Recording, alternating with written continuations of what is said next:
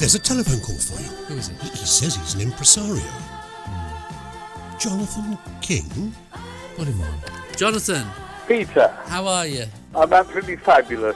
Good. I have some questions for you before we start. Okay. You've got 30 seconds to answer the questions. George Michael or the Pet Shop Boys? Pet Shop Boys. Coronation Street or EastEnders?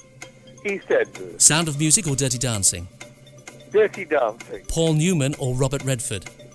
Paul Newman. London or New York? London. Read or write?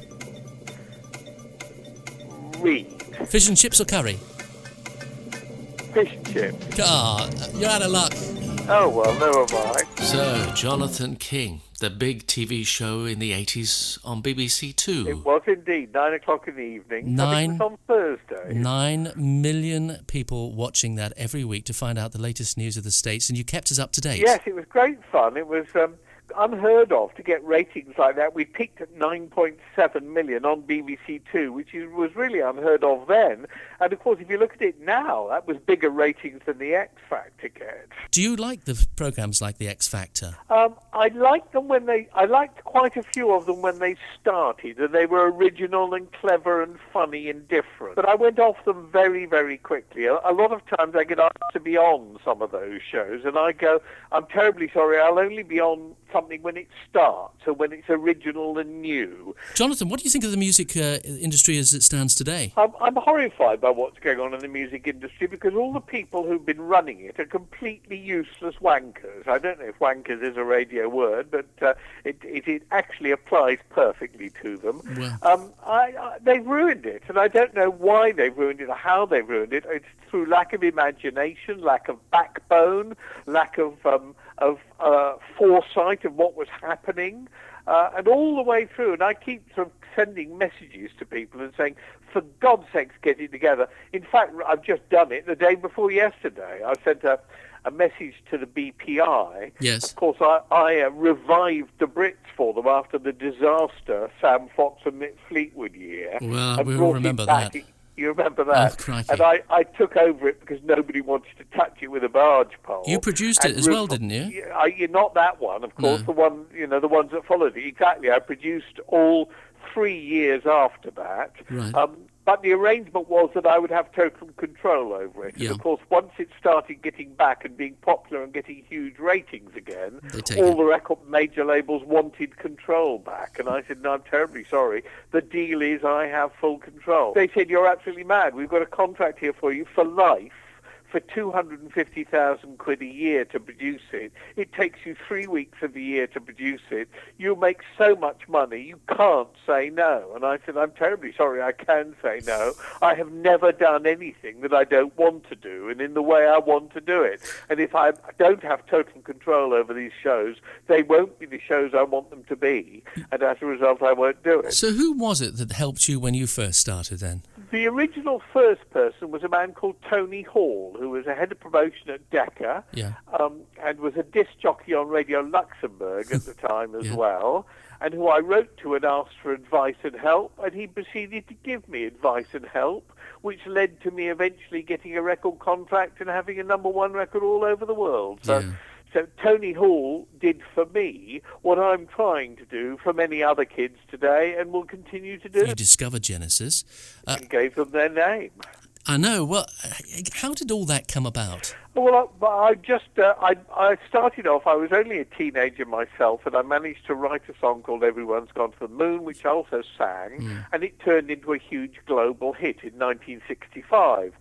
So within a year or two, I was farting about being a sort of celebrity, and I went back to my old school charter house, and so one little sprout presented me with this cassette and said, could you listen to it? And in those days, I was foolish enough to listen to things like that. People knock and criticize, we were talking about the X Factor, Simon Cowell. Now, Simon is a very dear, a very old friend of mine, and Simon has done an enormous amount of good for the music industry.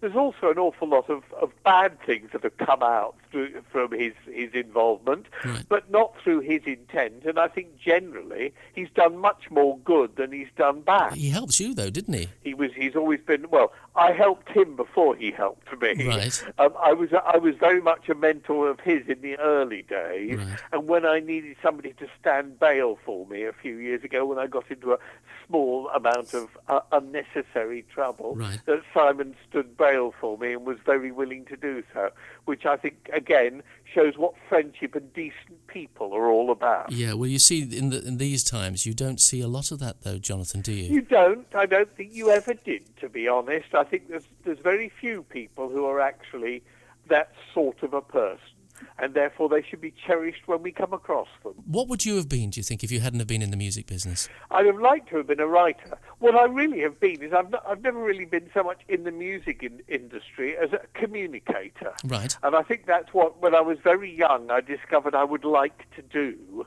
And I think if I hadn't communicated through music, I'd have communicated through other things. And don't forget, I have in my career been a Sun columnist for 10 years, and, you know, as you pointed out, Entertainment USA did television programs and so on. It's all communication on different levels. I'm just looking at some of the notes on you here, and it says that you met Brian Epstein. Did Brian Epstein help you in when you first started out? Yes, Brian gave me lots of good advice. We became friends more than anything else, Brian and I, and he gave me lots of good advice and contact and pointed me in the directions of other people. But a lot of people like Brian, Derek Taylor, who was the Beatles publicist in those early days, was terribly kind and very helpful. But Tony Hall was the real most helpful person. And it was through him I met Joe Roncaroni and Ken Jones, who produced The Zombies, amongst others. Yeah. And they signed me up and produced and arranged Everyone's Gone to the Moon, which would never have been a hit without the arrangement and the production that Ken Jones gave it. And he slowed it down and turned it into a waltz tempo and made it much more dreamy than I'd written it. And it turned out to be a huge hit. Streets full of people, everyone's gone to the moon. I have to tell you, somebody the other day was totting up the amount of records I'd sold, and they said it was well over 40 million It records. is. Yeah, I've just looked now, and the counter is over 40 million. Well, if you think about it, you know, you have a hit like Johnny Reggae, and it does, well, I think it did 4 or 5 million around the world, but then what happens is it immediately goes on all those compilations, you know, that's what I call music and all those other sort of things. Yeah. And each of those sells 3 or 4 million copies, so you tack those onto it because you're one of the tracks and it has sold, you know what I mean? Yeah, well, and it mounts up. Yeah. So even the littler hits I had, like Lazy Bones and Hooked on a Feeling and some of those other ones. Well, Lazy Bones, you did a remake of Lazy Bones in 1971. Then it seems that you had 4 years off. You must have been enjoying yourself. So what was the difference between Lazy Bones and then how did you find Una Paloma Blanca? Well, actually, there were quite a few in the middle there, but that's when I started UK Records. Right. And began to break people like 10cc, and Lobo, Baby I'd Love You to Want Me, Kevin Johnson, Rock and Rolls, I Gave You the Best Years of My Life, Fatty Bum Bum by Carl Malcolm, Beach Baby by First Class, Love that song. and all sorts of other people's records. So I was quite busily involved, not just producing records, but being the label for other people's records. And of course, as you pointed out, I was also running Decca Records a couple of times in that era. I've been around quite a while, and I'm still around. And the most important thing of all is I've had an incredibly happy life and a great deal of fun. Well done. Thank you so much for talking to me today. I really appreciate your time while you're on holiday. You're welcome, Pete.